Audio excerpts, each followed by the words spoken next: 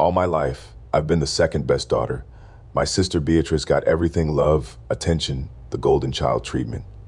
I got the leftovers and constant reminders that I wasn't good enough, until I discovered that Niall, the gorgeous alpha from the neighboring pack, was my destined mate. Finally, it was my turn to be chosen. God, I was naive. 4 years of engagement hell, bleaching my hair to suit his tastes, squeezing into tight dresses, playing his personal maid, only to hear I'd make a better servant than mate. All because his heart belonged to my sister. That night, I accidentally knocked over their picture frame. He slapped me hard, said I'd never measure up to her. So I slapped him back, tore up their photo, and accepted rejection. I thought it was over until I caught them at the club, laughing about how pathetic my 4 years of trying had been. The whole engagement was their sick game. Drunk and furious, I did something reckless with my mysterious neighbor, Alpha Hudson, a face carved by God's danger in every perfectly tailored line. This time, I won't be anyone's second choice. Christina's point of view. Slap. My head snapped to the side, my vision blurring, my skin burning as if someone had branded me. My fated mate just hit me. 3 minutes ago, I was daydreaming about redecorating this ridiculously expensive pack house. 2 minutes ago, I accidentally knocked over a framed photo in his bedroom. A picture of my sister. Now blood rushed in my ears, sharp, humiliating. Akira roared inside me, a storm of betrayal that stole my breath. You broke it, Niall spat. This is the only picture I had with Beatrice. Your jealousy makes me sick. The hatred in his eyes cut deeper than any slap. She was your sister, and now you covet what was hers. You won't stop until every trace of hers erased, will you? He said angrily as he shoved me backward into the coffee table. I landed on the shattered glass. Pain lanced through my palm, and my blood smeared across Beatrice's perfect smile. How bitterly fitting. My cheek throbbed, my hand was bleeding, but nothing hurt more than the realization that my so-called mate had never loved me. It wasn't me, I said, one final attempt at reason. I never forced this mate bond on you.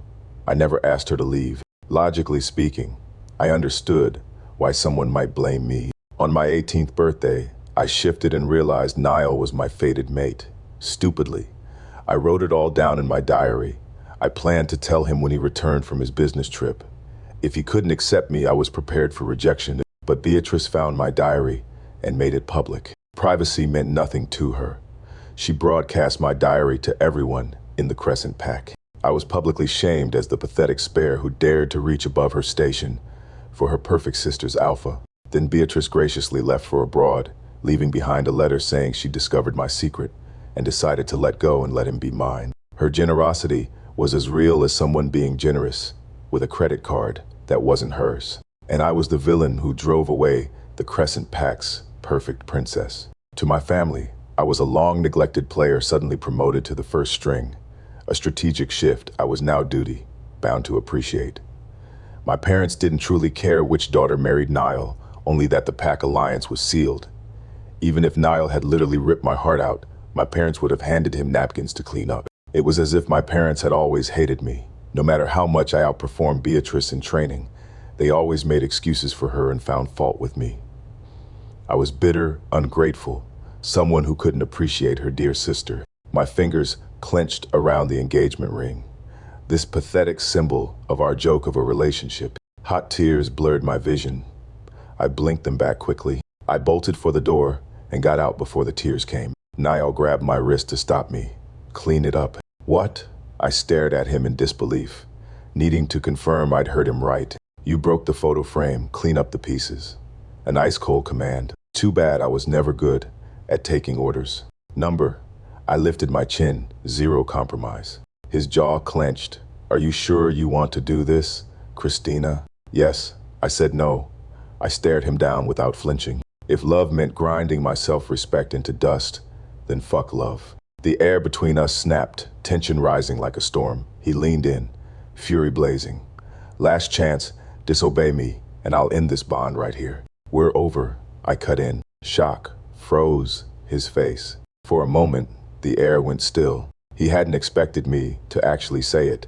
I yanked my arm free, my breath catching, as hope for escape flared, only for him to seize me again, his grip bruising, his eyes burning with something close to hatred. "This is on you, Christina," Niall snarled, his tone that of a sworn enemy rather than the mate fate had chained me to. "I, Niall Granger, Alpha of the Frostbelt Pack, reject." "Shut the hell up," I snapped. If anyone was ending this bond, it would be me. My gaze locked onto his, unflinching. "You don't get to reject me. I reject you, Niall. Now accept it." The world seemed to crack in half. Akira howled inside me, a keening wail of loss, while searing agony tore through my chest as the bond unraveled thread by thread. His jaw tightened, but he forced the words past clenched teeth. "I accept your rejection now. Clean up your mess and fix the damn photo." My hands shook as I picked up the shattered frame, shards biting into my skin, my blood smearing across the glass. I tore the picture down the middle, ripping his face away from my sister's, as if severing every last tie. Without hesitation, I swung my hand and slapped him hard across that infuriatingly handsome, arrogant face. The crack echoed between us. I leaned in, letting him see the fire in my eyes. "Now," I hissed, "we're done." The silence was absolute. My palms stung, but oh, the satisfaction almost dulled the pain in my chest. Niall staggered back, shock flashing in his eyes. It wasn't from pain, but from realizing the docile girl he despised no longer existed. I smiled coldly. "Goodbye, Niall. Go worship your shrine to Beatrice." And I walked out of that suffocating hell, head held high. I would rather drown in my own tears than let him see one more drop. When I reached the parking lot, the cold night air hit my face, but overwhelming pain crashed over me like a tidal wave. Fuck, no one ever told me that breaking the mate bond would be this excruciating. It felt like having my heart sliced up and served to Hannibal Lecter. He'd probably enjoy it with a nice chanty and some fava beans. I curled up in the driver's seat, cold sweat streaming down my face. Akira lay weakly inside me, whimpering. It's so fucking strange, like someone reached into my gut and tore something out with their fist. I couldn't agree more. I wanted to find my mother. She would definitely know how to ease this kind of pain. Or maybe any creature in pain instinctively thinks of their mother. As I hesitated between sending a mind link or making a call, my phone vibrated. My vision was so blurry that I fumbled to swipe and answer. "Chrissy, you must be insane," my mother screamed. "How dare you humiliate Niall like this? The pack alliance is ruined." "Mom, he rejected me," I said weakly, as in, formally. Also, he hit me, so there's that fun detail. "He, what?" For once, she sounded stunned. My dad's voice cut in. "Don't be dramatic after everything Beatrice sacrificed for you. You will apologize to Niall immediately and beg him to marry you, or you're no longer welcome in our territory." He hung up before I could respond. I stared at my phone in bewilderment, my father's words echoing in my head. Not "are you okay?" Not "we're coming to get you." Just threats about banishing me from the pack. Why was it that no matter how hard I tried, I still couldn't earn even a sliver of their approval? When I was rejected by my mate and dying from the pain, all my parents could think about was the pack alliance and my fucking sister, who had disappeared God knows where. Beatrice never had to do anything, yet she was their precious jewel. So, is this it? On the day I severed the mate bond with my fated mate, I finally realized that my parents had never loved me. It shattered my last remaining, pathetic, and pitiful longing for my parents' love. Enough. I was done trying to earn love that would never be given. I was done being the convenient backup daughter.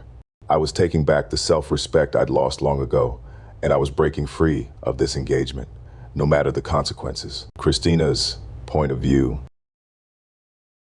The drive to my rarely used apartment was a blur. The one I hadn't set foot in for months, ever since Niall's mom invited me to live at their pack house and plan the wedding. What a joke that turned out to be. As I reached my door, I fumbled with the security pad. Pain traveled through every inch of my body, and I gritted my teeth, refusing to faint pathetically on my doorstep. Wrong code.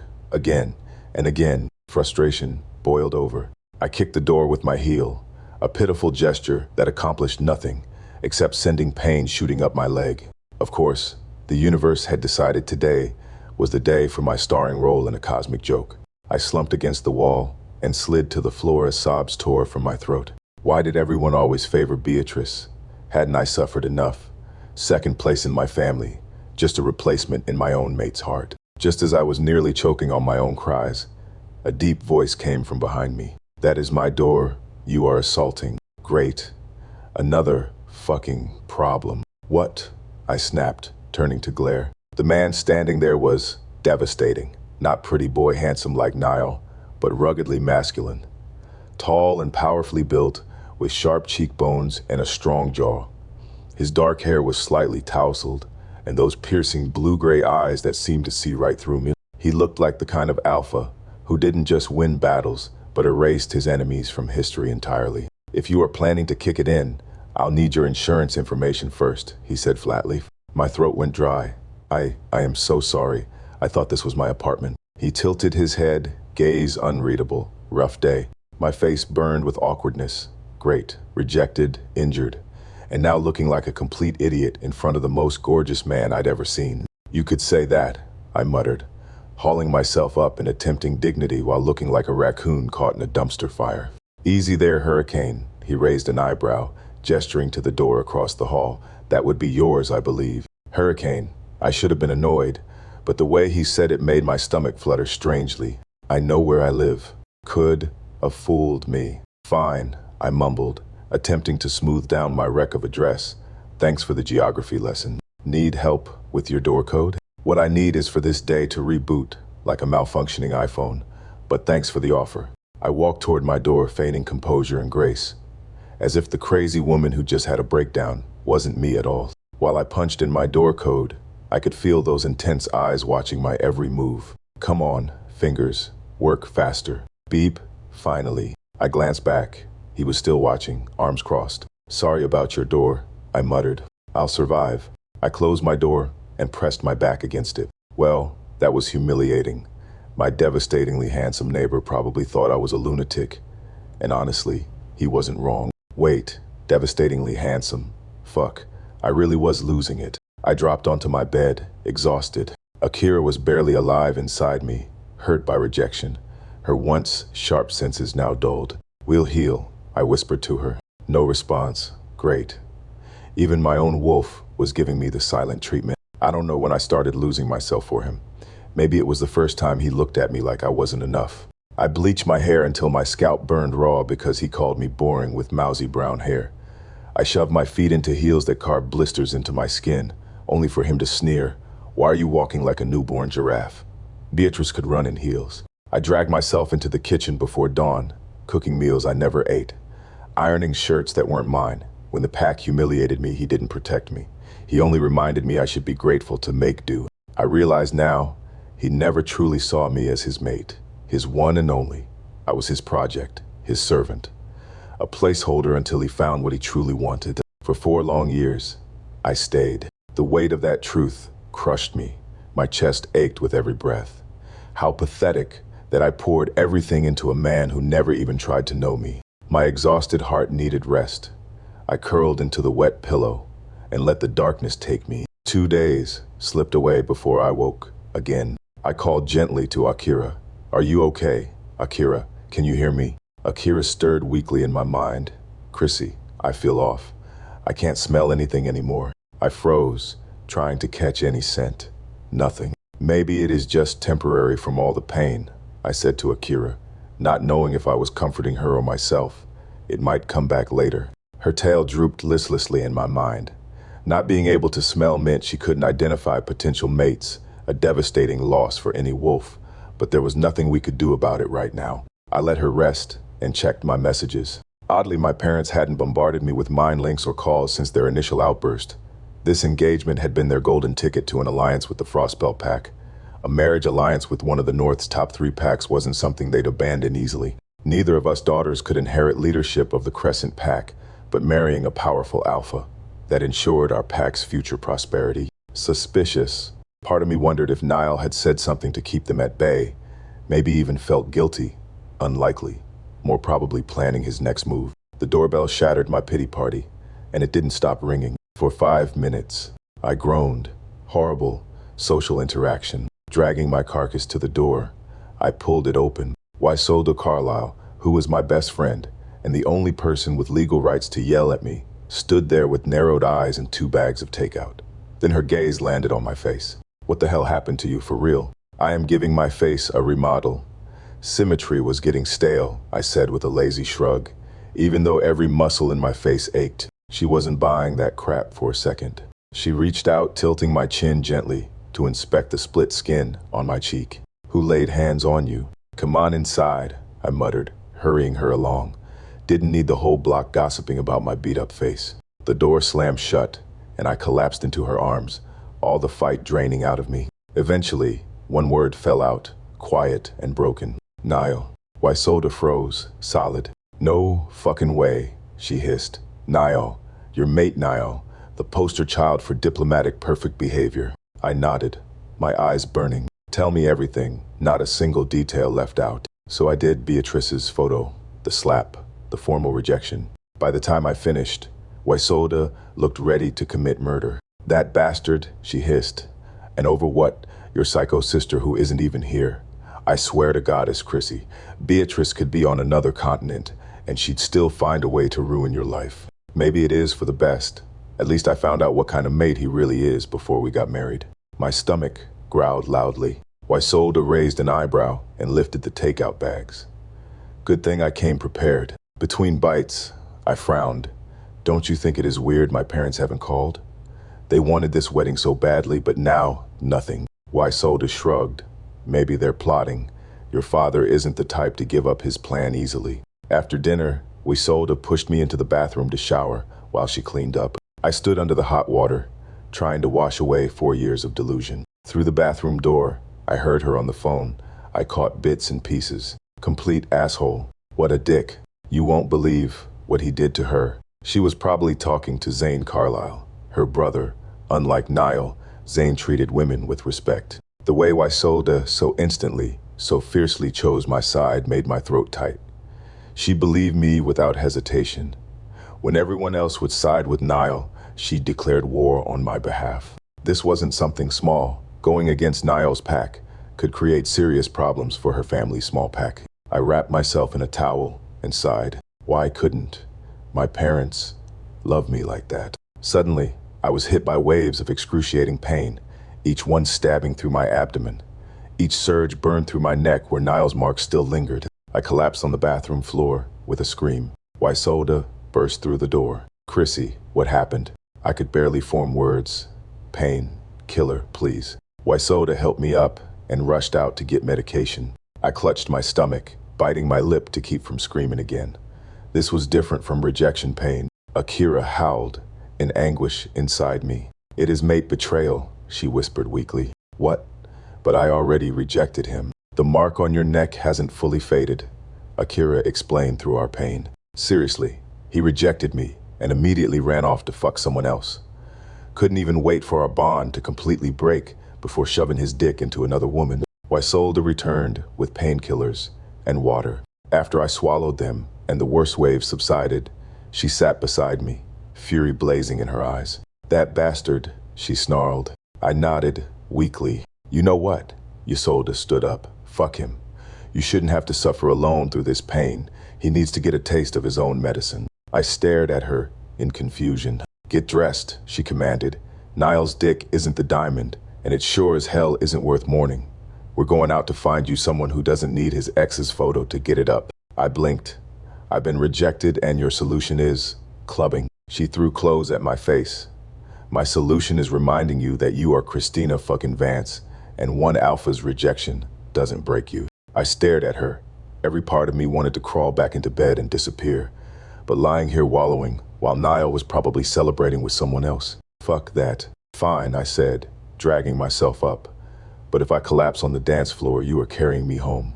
Waisolda grinned wickedly. Trust me, you won't need rescuing tonight. Christina's point of view.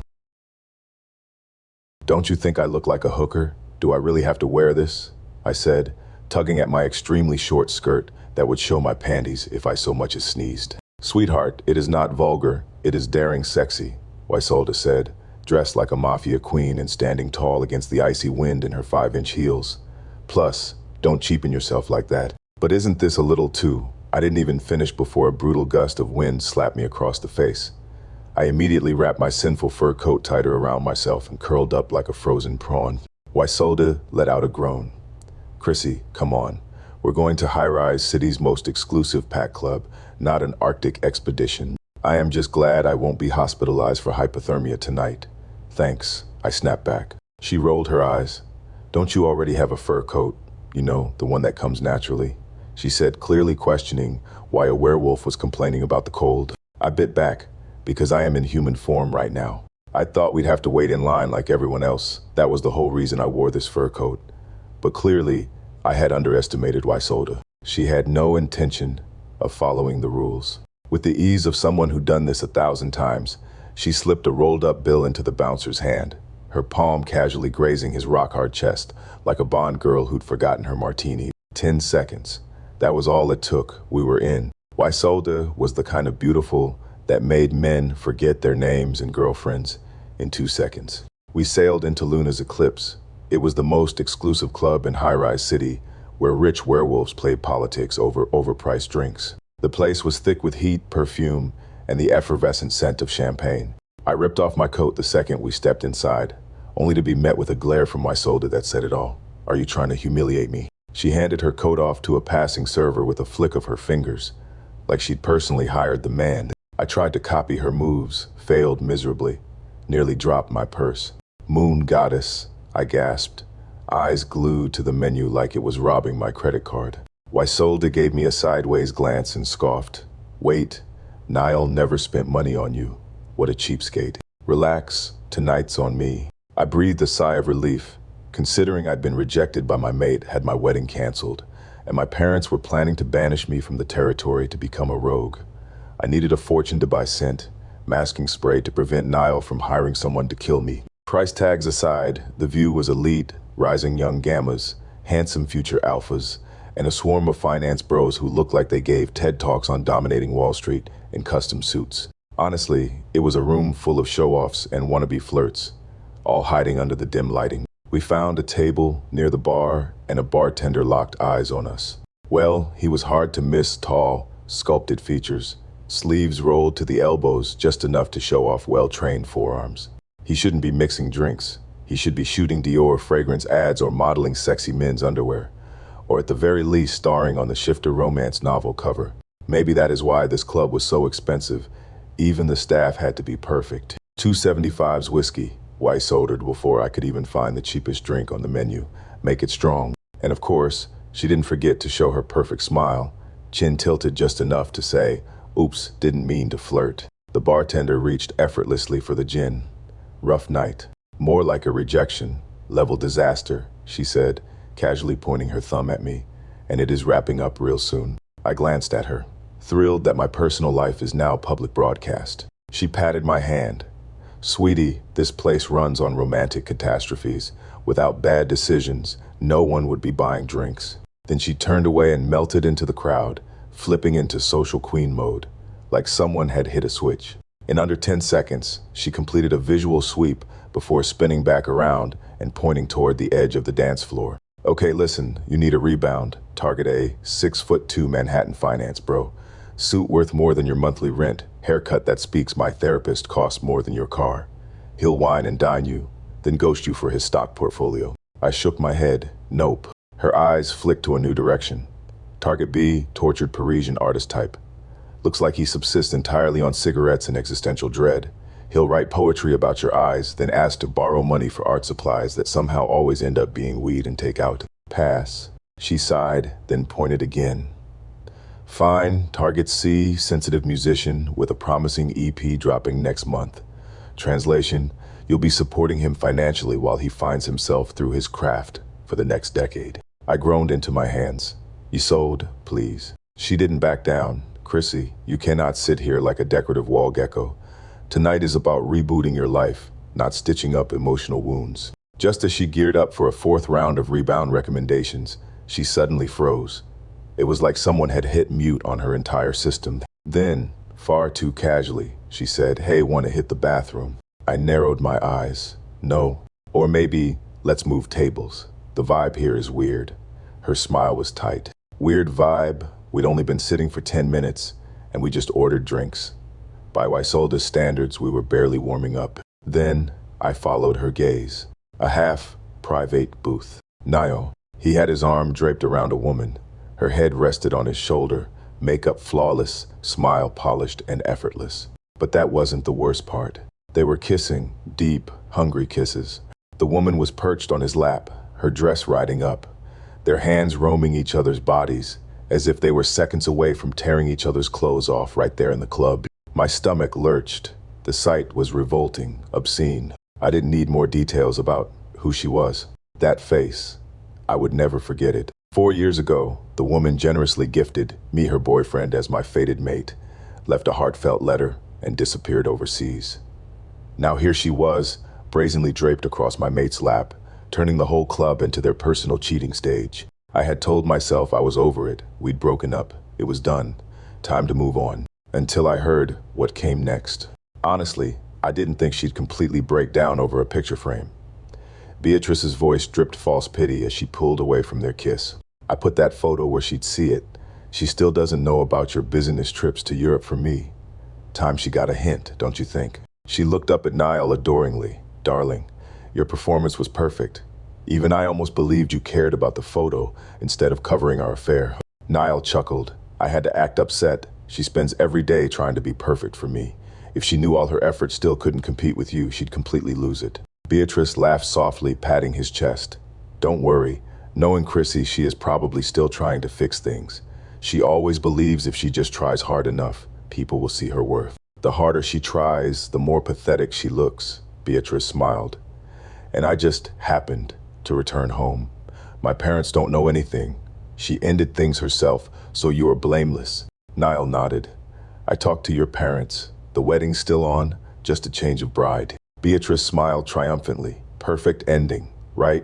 I never gave up on you, just waited for her to step aside. She leaned closer. You know how she tried copying everything about me. The bleached hair, the style changes, even how she talks. God, it was hilarious watching her pathetic attempts. Niall snorted, like a discount knockoff. Though I thought fated mates were supposed to be deeply in love, Beatrice's voice turned curious. Aren't you two supposed to be? Niall's face darkened. My hands shook so badly, I could barely hold my drink. The pieces were falling into place, and Akira whimpered inside me. He has been cheating long before the rejection, she whispered weakly. That is why we're in such agony. The realization hit me like a punch to the gut. When there is infidelity after being marked, intimacy with another outside the mateship causes extreme pain to the partner. But distance can mask immediate betrayal pain. It festers in the bond instead. All those business trips abroad, all those times he visited Beatrice, the mate bond had been slowly deteriorating, accumulating damage we couldn't feel because of the distance. When Niall rejected me, that rejection pain combined with months of accumulated betrayal trauma, it was destroying us both. No wonder I felt like I was dying. I wasn't just dealing with rejection. I was dealing with months of hidden betrayal, finally surfacing all at once. Beatrice noticed Niall's dark expression and quickly backpedaled. I am just teasing, silly. I know I am the only one in your heart. The words stung like humiliation, dressed up as banter. It was the kind of punchline you'd expect at a comedy club, not from your sister and your mate. Funny, isn't it? How the people who know you best are the ones who can cut the deepest. Akira stirred inside me, her growl low and hungry for payback. Isolde was pleading with me to stay calm, to not do anything stupid. But her voice was nothing but background noise. I wasn't the same Christina, who swallowed her pride for praise anymore. I slipped free from Isolde's grip and turned to the bartender. Your best champagne. Put it on Niall Granger's tab. The bartender handed me the bottle. With the bottle in hand, I strode straight toward Niall and Beatrice, their embrace so tangled, so theatrical, it looked like a scene from a midday drama. I raised the bottle and smashed it with all my strength. The glass shattered with a sharp crack. Niall's forehead split instantly, a thin line of blood tracing down between his brows. Christina's point of view. Beatrice screamed and leapt off his lap. Christina, are you insane? What are you doing here? She scrambled to find a lie. You are misunderstanding. It is not what you think. Niall cut her off, his hand gripping her arm. Don't bother explaining, Beatrice. It doesn't matter. Your parents will take our side. We're just correcting an old mistake. Beatrice's panic instantly turned into smugness. She curled into his side and cooed, Oh, honey, your head's bleeding. We have to get to the hospital. Niall calmly took a tissue from one of his guards, dabbing at the blood on his forehead. So now you know everything. Before I could respond, Isolde rushed forward, her hand raised to slap Beatrice. You filthy bitch. Niall's hand shot out, gripping Isolde's wrist brutally. His voice was ice cold. My woman isn't for some nobody from a backwater pack to insult. Playing the hero, know your place. My heart sank, right? He was a powerful alpha. I couldn't fight him head on. But I still had the glass shard in my hand. I moved quickly, yanking Beatrice in front of me and pressing the jagged edge to her cheek. Let go of my friend, or I'll make sure your woman's face matches her personality. After all, even with werewolf healing, scars still show, don't they? Niall's eyes flashed dangerously. You wouldn't dare. You've been having an affair with my sister for 4 years behind my back, I said calmly. How do you think it'll look when that story gets out? Not great for your reputation, I'd imagine. Niall hesitated, then slowly released Isolde's wrist. The moment he let go, I sliced the glass across Beatrice's cheek. She screamed, Now, get your woman, and get out. Then, as soon as they were gone, Isolde dragged me out of the club. Chrissy, I am so sorry. I had no idea they'd be there tonight. I didn't even know Beatrice was back. Isolde's eyes were full of regret. I gave a bitter laugh and shook my head. Neither did I. But I heard it loud and clear they'd been screwing around for a while. To them, I was just in the way. Those goddamn assholes, Isolde hissed through clenched teeth. You should tell your parents. Let them know Beatrice isn't the perfect angel they think she is. What about Niall's parents? No way they'll tolerate a scandal like this. I was quiet for a moment. Isolde had a point. Niall's mother, Louisa, was the only person who had supported me. But he was her son. She wouldn't choose me over him. Not in the end. And my parents, I let out a breath. You know better than anyone. They only care about Beatrice. No matter what I do, I'll never replace her. Isolde grabbed my shoulders, worry darkening her gaze. So what now? You are just going to let them humiliate you. Maybe. My voice dropped to a whisper, a weariness weighing it down. Maybe if I accept it, it'll finally be over. Suddenly, Isolde's phone buzzed. She glanced at the screen, her brows knitting in frustration. Chrissy, my agent just called. There is a last-minute ad shoot. I have to go now. Can you get home on your own? I nodded, managing a faint smile. Go. Don't worry about me. I'll call when I get back. After she left, I hailed a cab. Instinctively, I gave the driver my home address. But barely 2 minutes into the ride, a wave of suffocating pressure settled over me. Actually, I said, take me to any bar, preferably one where people go to forget their names, not celebrate them. The driver barely shrugged. In high-rise city, heartbreak was just another traffic pattern. 10 minutes later, I was sitting at the bar working on my third whiskey sour, maybe fourth. I'd lost count.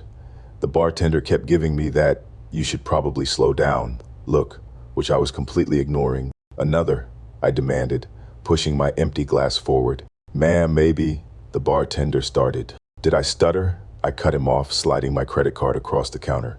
Like it was a weapon. I am trying to drown my sorrows, not baptize them. The bartender sighed, but obliged. That guy's right, a deep voice came from behind me. Unless you want to wake up in a stranger's bed tonight. I turned, ready to snap at whoever dared interrupt, then froze. It was him, the sexy neighbor, the one who'd helped me after I'd kicked his door by mistake, politely pointing out the right one. Tonight he was dressed in an expensive suit, his hair slicked back, revealing striking features that would make Michelangelo weep with envy and beg to sculpt him. Well, look who it is, I slurred. The moon goddess's envoy. Did she text you my GPS, or do you just have some built-in radar for women making terrible decisions? He chuckled, the sound rich and warm like expensive brandy. Let's just call it a finely tuned savior complex. You should have been Captain Rescue instead of an Alpha, I sighed dramatically. Or maybe Don Juan, offering therapy sessions to every heartbroken woman in high-rise city. And here I thought you'd be signing up for the therapy sessions yourself, he said, eyes sparkling with mischief. You offer your services to every neighbor, only to the ones who seem hell bent on self-destruction at any given moment. Well, I am basically a pro at that, I said, lifting my glass.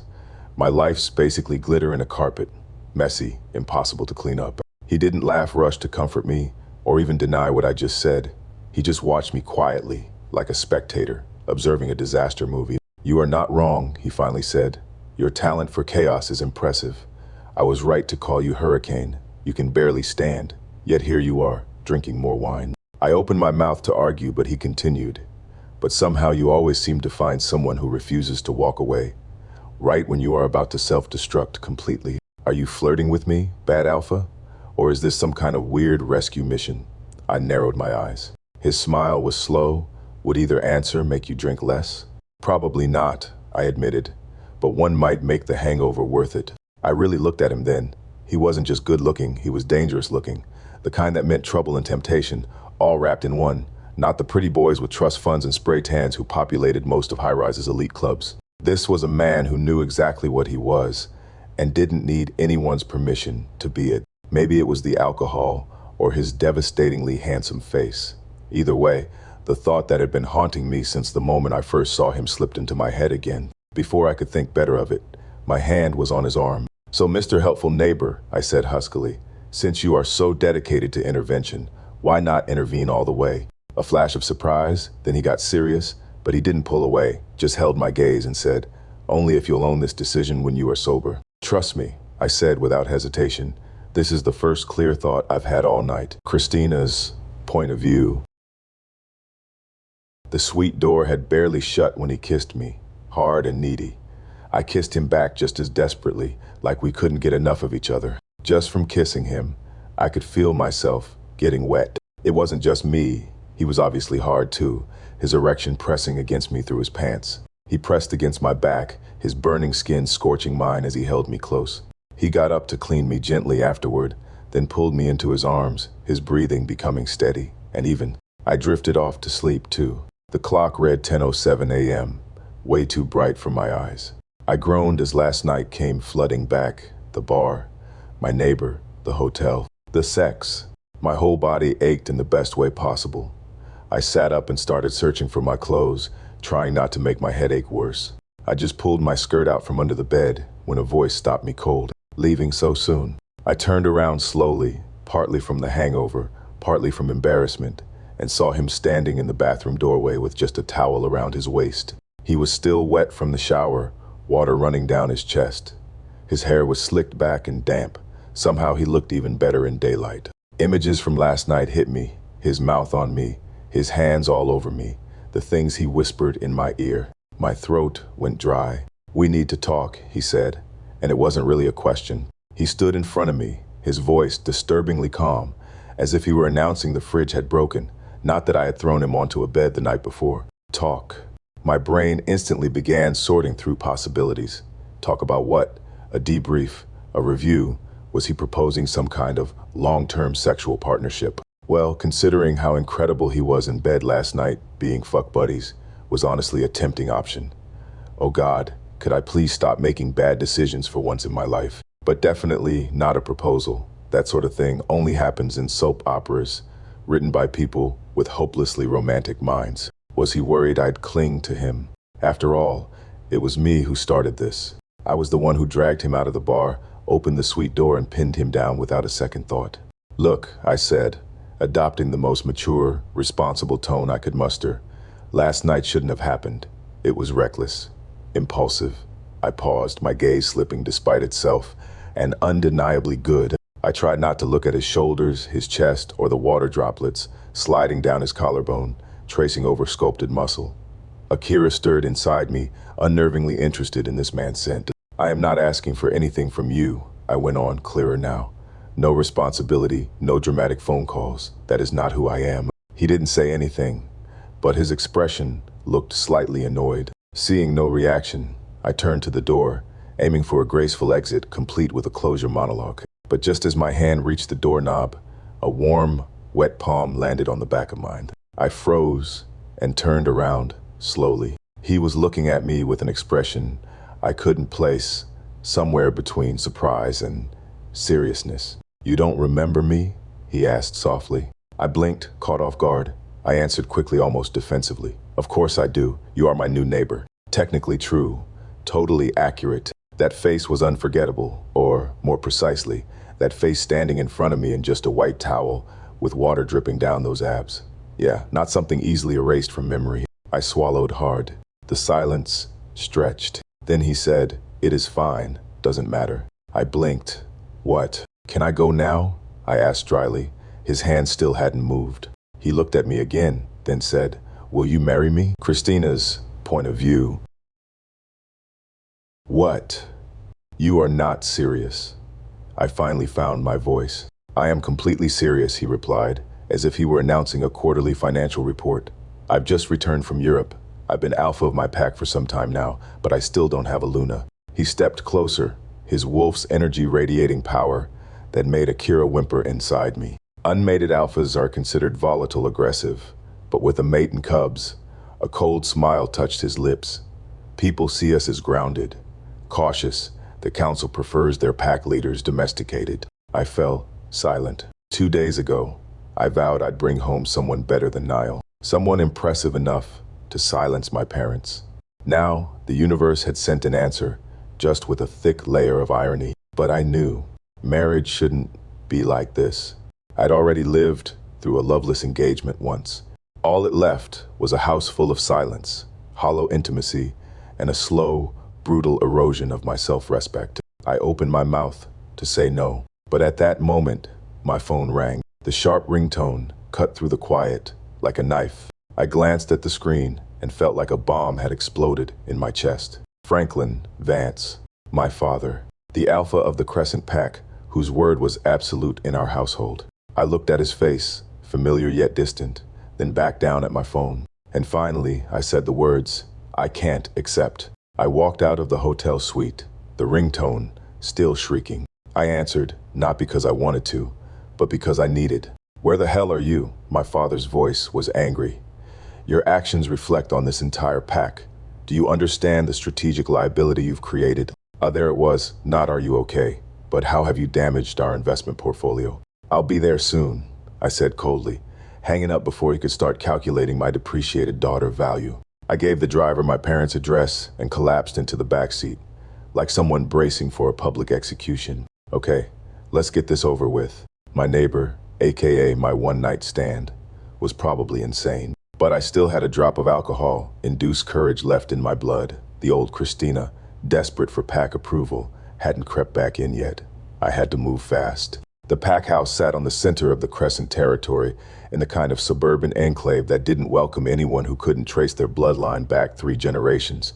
No human visitors, no rogues, just an elegantly worded pure blood only policy. At the wrought iron gate, I took a deep breath. I felt like a boxer entering the ring, shoulders squared, chin up, and emotional armor locked in place. The moment I entered the living room, I could sense the ambush.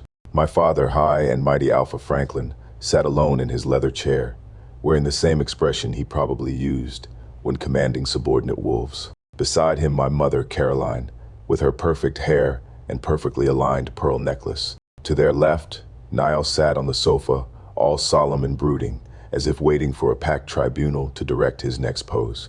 And, on the right, Beatrice, obviously. All we were missing was a silver stake and an executioner. This was a trial. I was the defendant, and the verdict had already been written. Father struck first. "What took you so long? This pack doesn't run on your schedule." His voice was cold. "Traffic," I lied. If I told them I just escaped from a towel-clad alpha proposing marriage, they'd have me locked in silver chains. "So, why am I here?" My tone was iced over. No one answered. Not until Niall stood, a bandage still across his forehead. The sight of him looking vaguely wounded brought me a small, grim satisfaction. "I had your things removed from my pack house," he said slowly, nudging a small suitcase with his foot. "Everything's there." I stared at it. A single carry-on suitcase, 4 years of engagement, and all I had to show for it was luggage small enough for the overhead compartment on budget airlines. Perfect metaphor for my importance in his life. Rage rose in my throat, but I swallowed it. "Thanks," I said flatly. "That is thoughtful." I snatched up the ridiculous little suitcase and turned to leave. Come on, no one calls a full-blown family meeting just to return a suitcase. I knew better. This was about humiliation, about putting me in my place. They were the real family. I was always the outsider, tolerated only when they needed someone to blame. "Wait," my father said. I paused, didn't turn around. He folded his arms and smiled. "Now that Beatrice is back," he said, "and since you and Niall have broken up, we need to address the pack's public position. I gave a short, humorless laugh, turned around slowly, letting the sarcasm drip from my lips. By all means, plan whatever you want. It is not like you've ever asked for my opinion before. We used to ask, he shot back when you were still the sensible daughter, the one with potential. He stepped closer. You are too emotional, Christina. Your insecurity drove you to paranoid, accusing Niall trying to control him. You rejected your fated mate, and that is what destroyed the relationship. His words were blades, light in tone, ruthless in effect. So this is on you, and you will announce it to the other packs. Tell them you fell for someone else. That is why you rejected your mate bond. I froze. Something ripped open inside my chest, like they'd torn it apart with their bare hands. I looked at them, all of them. My parents, Niall, Beatrice, so calm and deliberate, like a script they'd rehearsed for weeks. What had I done to deserve this? Where had I gone so wrong? I glanced at Niall, hoping for something. I didn't know what exactly. A shred of decency, a moment of courage, but there was nothing. Just that entitled look staring back at me, unapologetic and self-satisfied. This was absolutely insane. No, I refused to make that statement, I exploded. Niall and Beatrice's affair caused me unbearable pain, weakened my wolf. Akira and I can barely sense sense anymore. You both know that means I'll have difficulty bonding with any new mate. I was ready to storm out, but that is when my father finally stood, like a judge, preparing to read the sentence. You don't have to worry about finding someone new, he said with absolute finality. We've already made arrangements. As long as you are still part of this pack, you have value, don't you? I stared at Franklin in fury. In his mind, my value was marrying some alpha to bring resources to the pack. Fuck that. I had my own career to prove my worth. You are absolutely right, Alpha Franklin. As long as I am in this pack, I am valuable, as your prize commodity to auction off. My voice was sweet as poison. What a brilliant businessman you are, selling your own daughter. Too bad your best merchandise just quit. And with that, I stormed out. Christina's point of view.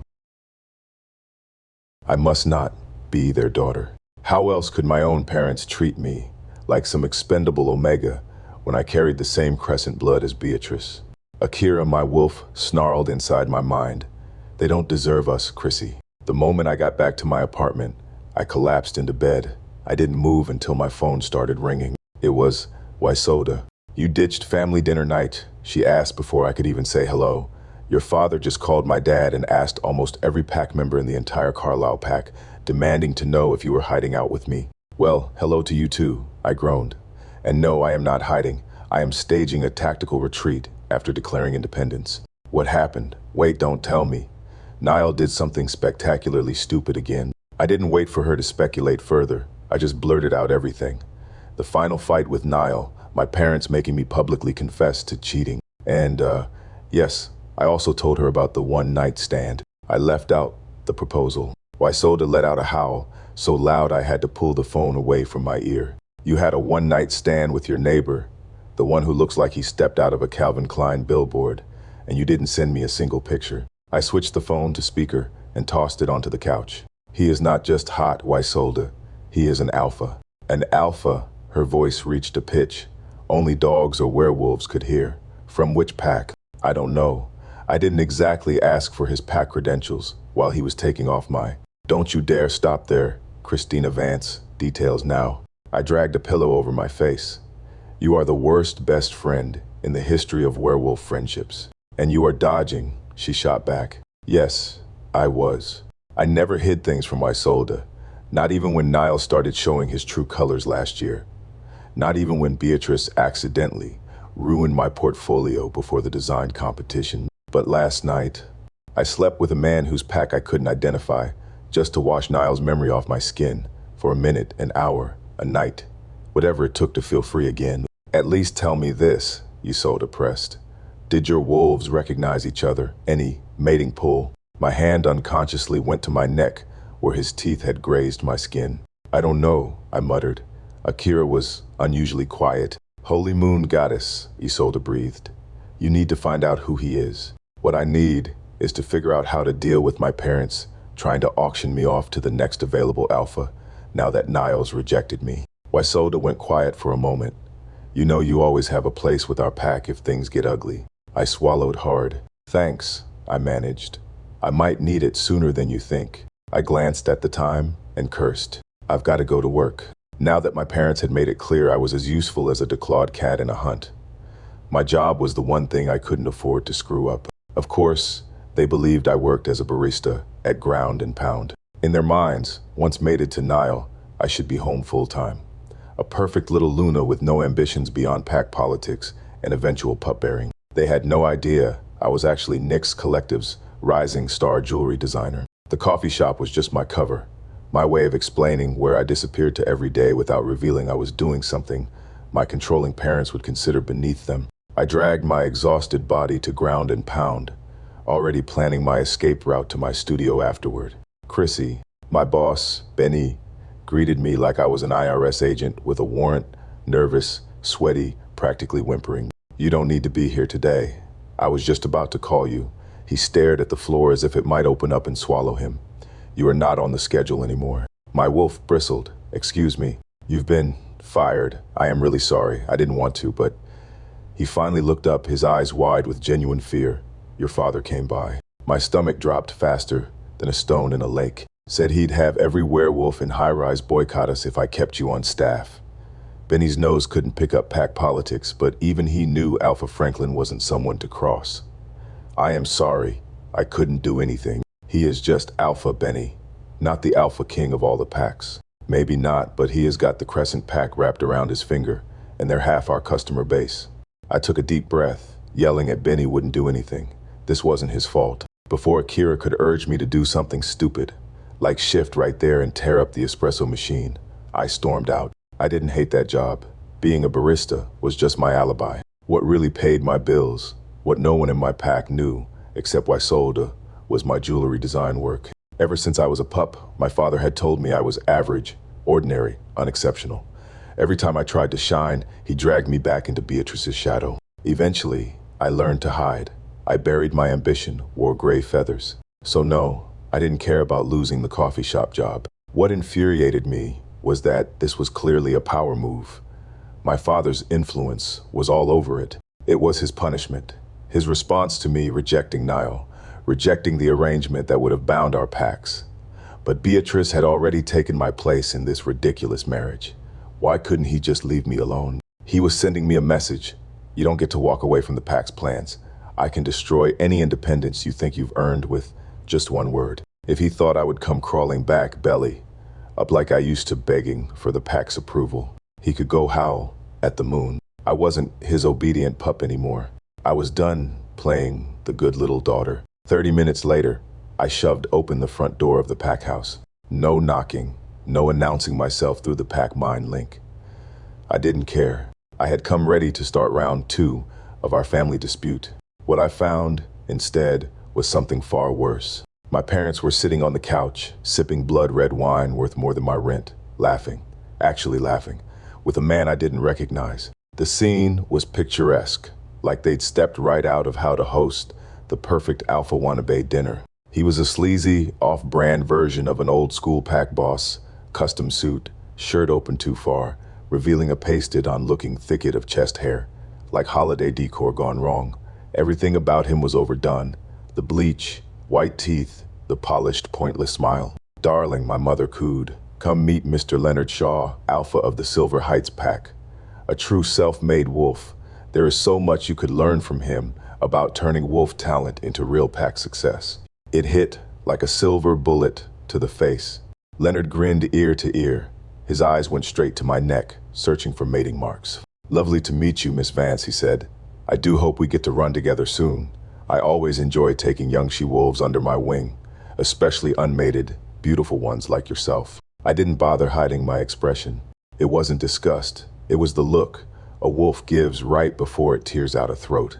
He was practically drooling. I could hear his wolf howling mating calls in his head. Christina, my father warned in that threat tone. Don't be rude. Show Mr. Shaw proper respect as an alpha. I didn't move. I didn't even blink. My mom's laugh rang out, high and brittle, like a fox caught in a trap. Young she-wolves are so temperamental these days, aren't they? She said to Leonard with the practiced tone of a Luna placating an alpha. Leonard just waved it off. I like a female with spirit, makes the chase more interesting. Yeah, and I like hunters who don't use silver bullets. We can't all get what we want. And my father, the same man who had told me we'll handle everything just days ago, was now nodding at Leonard like a hotel concierge hoping for a good tip. That is when I understood. This wasn't an introduction. It was an offering. I was the sacrifice on display tonight. This wasn't about meeting a promising alpha male, but a pack alliance negotiation. I was being marketed like a breeding female with a bonus dowry. When Leonard finally left, I turned to face them. What the hell was that? My mother raised her wine glass, took a triumphant sip. That, she said, was your future mate. Christina's point of view. Interesting, introducing me to a man who is clearly over 60 and has buried several wives, the kind of man who would definitely make headlines in the human world as a textbook example of husband is usually the killer in those spousal murder cases. Wow, it is a miracle. I've survived to 24 without being poisoned by my own parents. I snorted. You've officially lost your mind. You are pimping me off to a man who probably qualifies for a senior discount. Watch your tone, my father snapped, his alpha voice making the glasses on the table vibrate. Leonard Shaw is a shipping magnate who controls 3 major port terminals in High-Rise City. His pack may be smaller than ours, but his business acumen is unparalleled. I stared at him. So this is it. I dumped Niall, and suddenly you are throwing me at the next alpha with a functioning heart valve. Dad's jaw tightened. The Crescent Pack invested in you for 24 years, Christina. Elite education, social training, that lavish coming of age ceremony. Do you think any of that came for free? Send me an invoice then, I shot back. I'll pay back every penny, but I am not selling myself to the highest bidder just so you can get your money's worth. You misunderstand your position, he said ruthlessly. This isn't a negotiation. The pack needs stability after your little tantrum.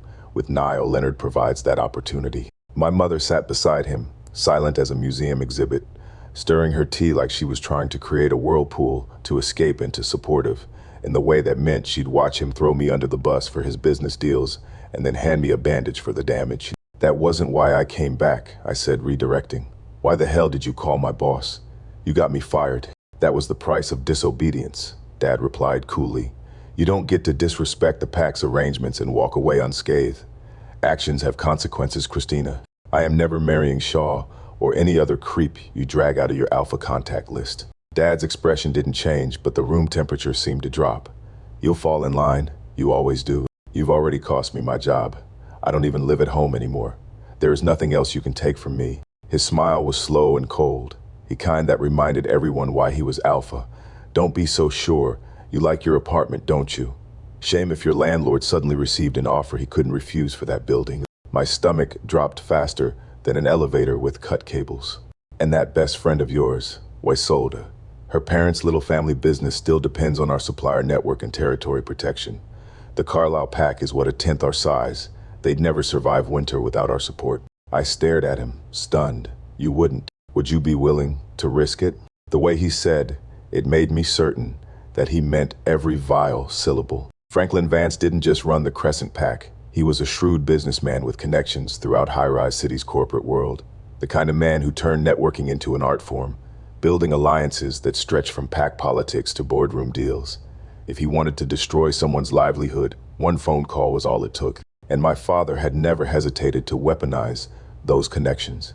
As his daughter, I was just another commodity in his portfolio, something to be traded, leveraged, or liquidated for the right price. He was basically running a high-end escort service, except instead of a street corner, his office had mahogany furniture and a killer view. So unfortunately, I didn't have a choice. Not really. I couldn't let Waisolda get caught in the crossfire of my family's twisted drama. If someone had to go down, it wasn't going to be her. So I went on the offensive. I can't marry that old creep, I said, with all the conviction of someone who just bet their life savings on a horse named Maybe Tomorrow, because I am already engaged. My father's teacup froze midway to his lips. You what? Found a new mate, I repeated, casually inspecting my nails like I wasn't making this up on the spot. Met someone incredible, very powerful alpha. We've been making it official. Even my mother looked up at that, her eyes wide as dinner plates. Dad set down his cup with a sharp clink. That is not possible. You were engaged to Niall for years. You broke it off last week. Well, it has been a productive week, I said, flashing my most deranged pageant smile.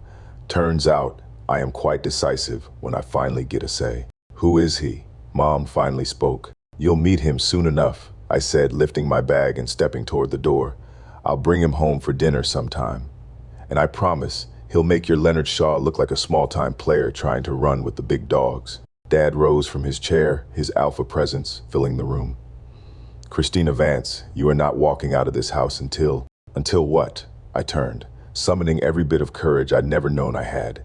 Until you threaten more of my friends. Go ahead. But then I'll make sure my new mate knows exactly how you treated his chosen female. I wonder how that would play out at the Elder Council. The bluff was so enormous it practically had its own gravitational pull, but the mention of the Elder Council, where alphas settled territory disputes, made my father hesitate just long enough. This discussion isn't over, he growled. It is for today, I replied, and walked out before he could use his alpha command on me. Back at my apartment, I collapsed onto the sofa, like a house of cards in a hurricane. Fuck, I screamed into a pillow.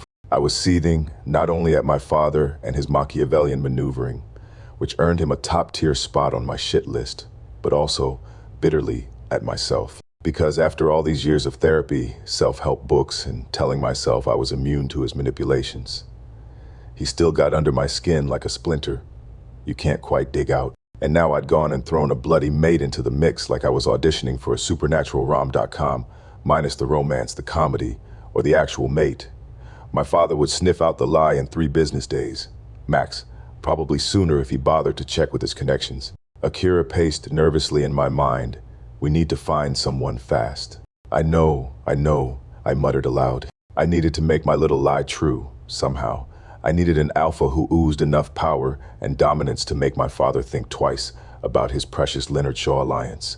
Someone untouchable, impressive, preferably with enough bite to make my father second-guess every threat out of his mouth. Too bad every eligible alpha I knew who fit the bill was either mated, morally bankrupt, or part of Niall's inner circle. Moon goddess help me, I groaned, burying my face in a throw pillow. Then, just as I was ready to spiral into a full-blown panic attack, a face floated into my mind. Blue eyes and sharp jawline. My next-door neighbor who had proposed to me just hours ago. Christina's point of view. I stood outside his door, drawing in a breath that felt more like preparation for a firing squad than a conversation. I knocked. Well, that was it. Point of no return, unless I suddenly faked my own death in the next 5 seconds. The door swung open almost immediately as if he'd been waiting. There he stood in all his commanding presence, wearing what had to be a custom suit.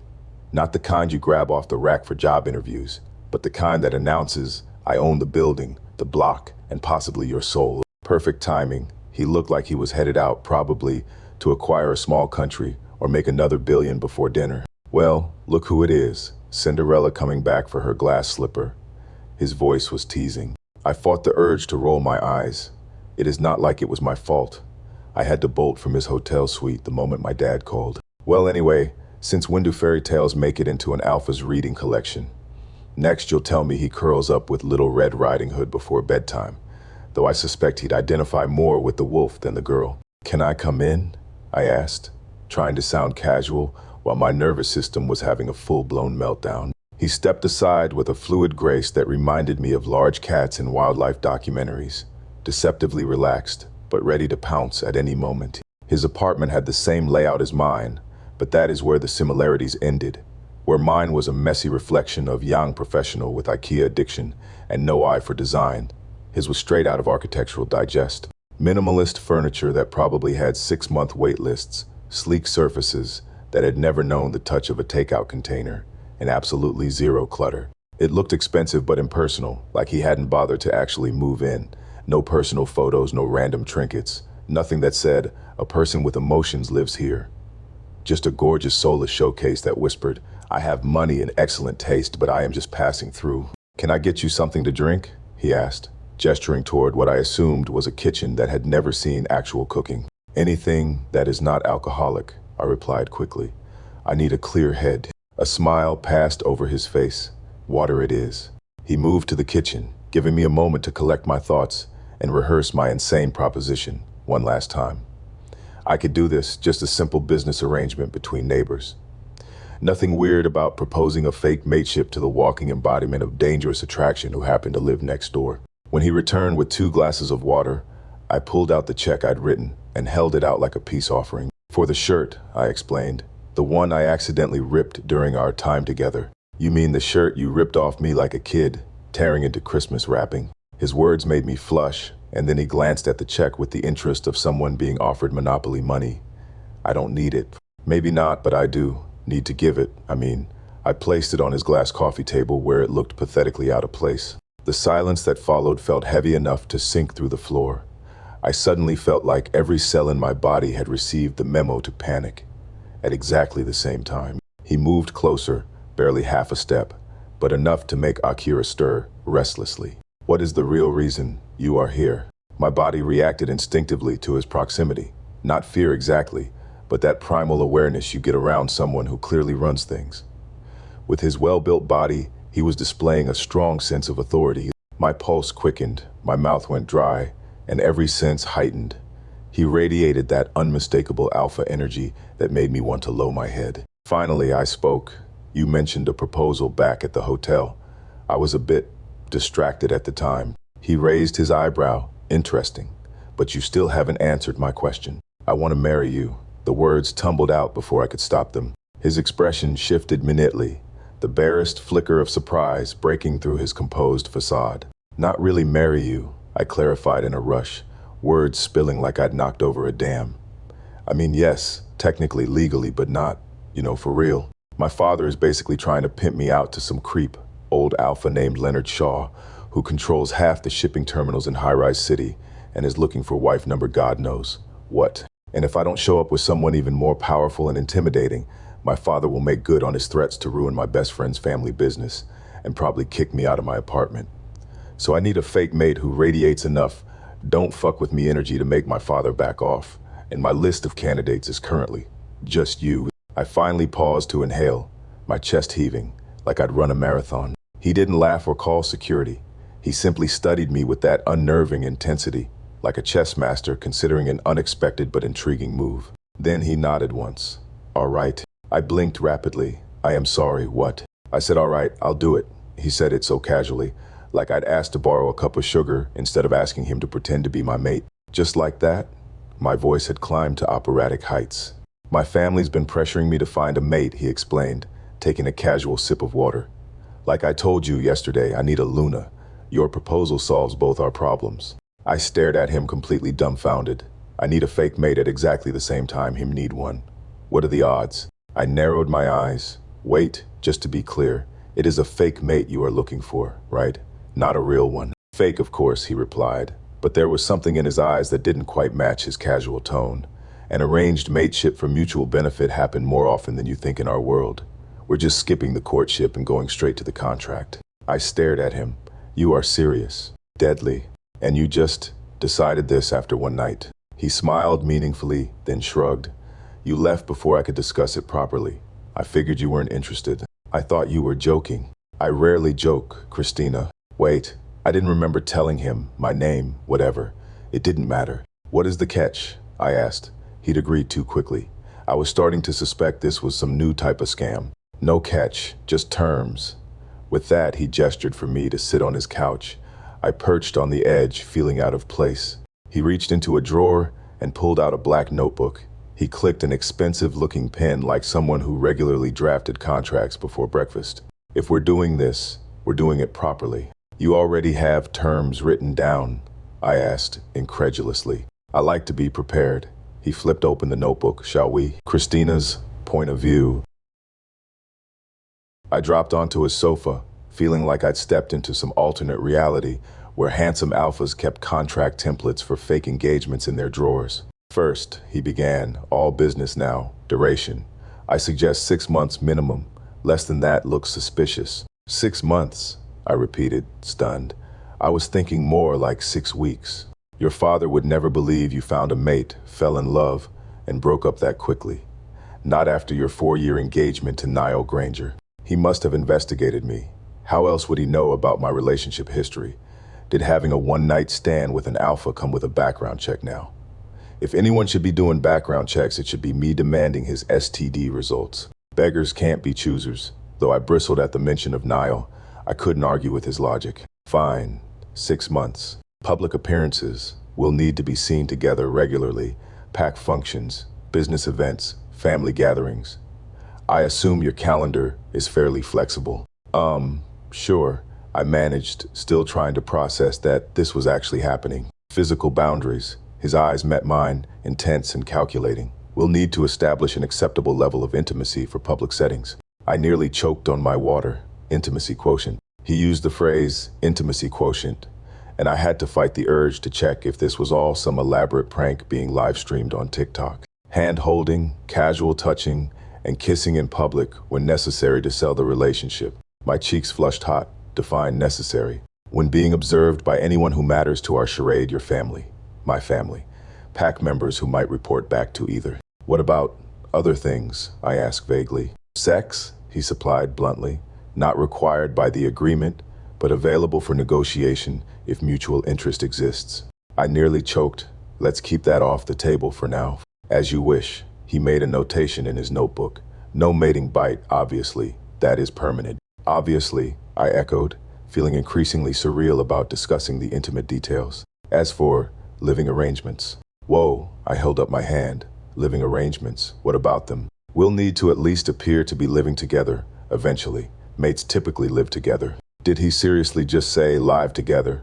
Is he actually writing up a contract right now?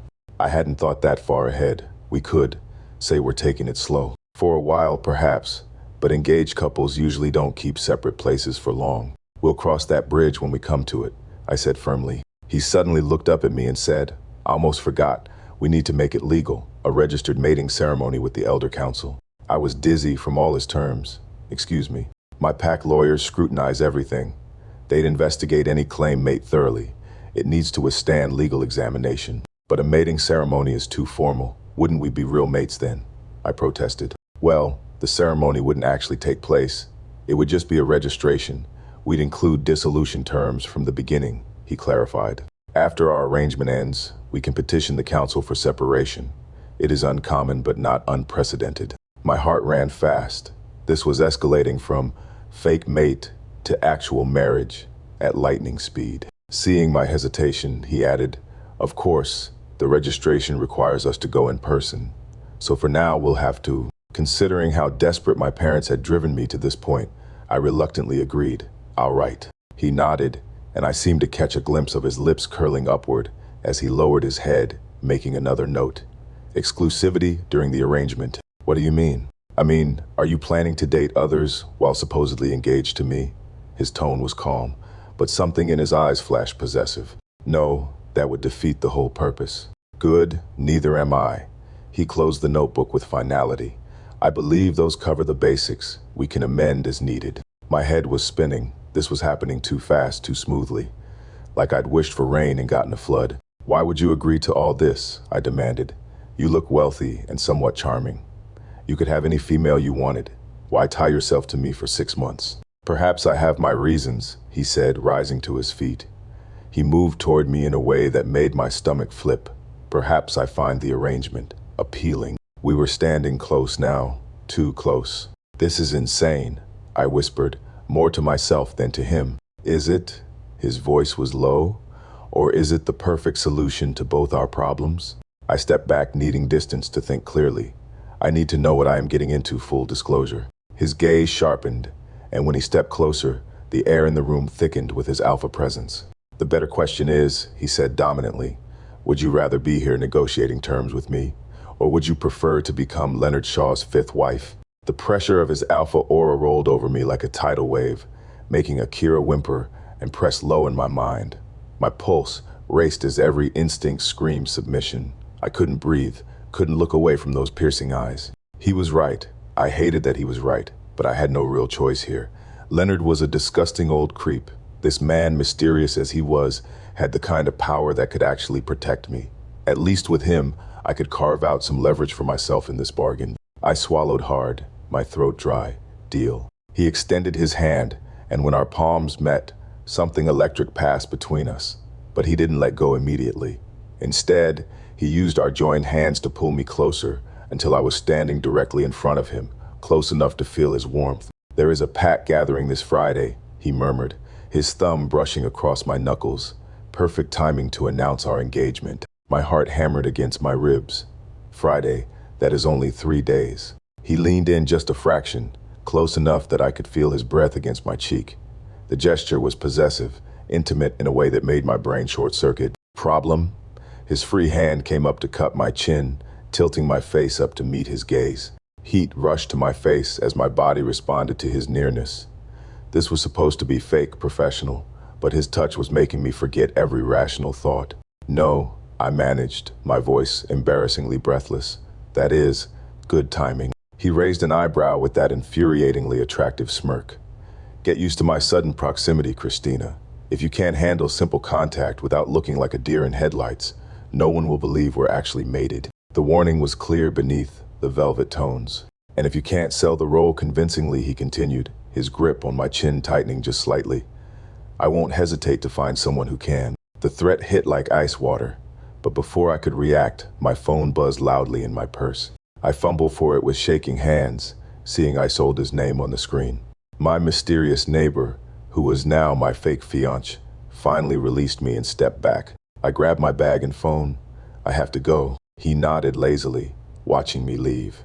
I hurried out of his apartment. "Why, Solda?" I answered. "Chrissy," she hissed in my ear. "Where the hell are you? You've got serious trouble brewing. Your father's been making calls." I tried to sound normal, even though my heart was still pounding. I think I already stirred up trouble myself. Christina's point of view. "You did what?" Isolde's shriek caused at least 3 nearby tables to turn their heads in our direction.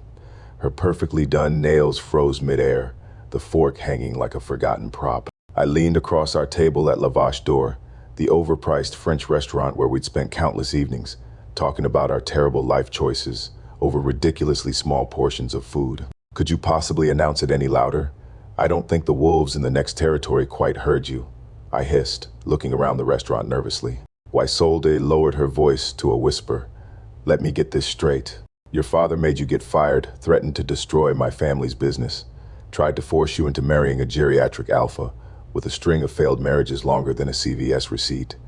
And your solution was to propose a fake marriage to your insanely hot alpha neighbor who you had a one-night stand with. When you put it that way, it sounds completely reasonable, right?" I smiled tightly. "Honey, that is not a plan. That is the plot of a romance novel with dodgy consent." I sighed, stabbing my overpriced salad. What was I supposed to do? My father basically gave me an ultimatum: either become Leonard Shaw's fifth conquest or watch him crush your family's business while I live on the street. And your neighbor just agreed just like that. Isolde's eyes widened. "Shockingly, yes." I took a large gulp of water, though to be fair, he said it works for him too. Apparently, his family's been pressuring him to find a Luna. "How convenient." Isolde arched an eyebrow, her face split between suspicion and amusement. "So when do I get to meet this knight in designer armor?" 3 days pack gathering, I grimaced. "Fair warning, it'll be a total shit show." Isolde grinned wickedly, signaling the waiter. "Then we need something stronger than water. 2 glasses of your best red, please." Once the waiter left, she raised her water glass to finally telling Niall to go fuck himself and giving Franklin Vance a taste of his own medicine. I clinked my glass against hers, to temporary solutions that will probably blow up in my face. The wine arrived, a deep red liquid that promised temporary relief from the craziness of my life. I was about to take my first sip when I felt Akira suddenly tense within me. She sensed something I didn't. "Speaking of things blowing up in your face," Isolde muttered, her eyes fixed over my shoulder. The universe, being the sadistic entity it is, had decided my day wasn't quite catastrophic enough, because there, striding through the entrance, were Niall and Beatrice. "You've got to be kidding me," I groaned, resisting the urge to slide under the table. "Of all the overpriced restaurants in this city." Isolde's face darkened. "Want to leave?" "Number." I straightened my spine. "I am done running." Akira growled in agreement. It took Beatrice about 3 seconds to spot us, probably because she had years of practice tracking me down just to mess with my life.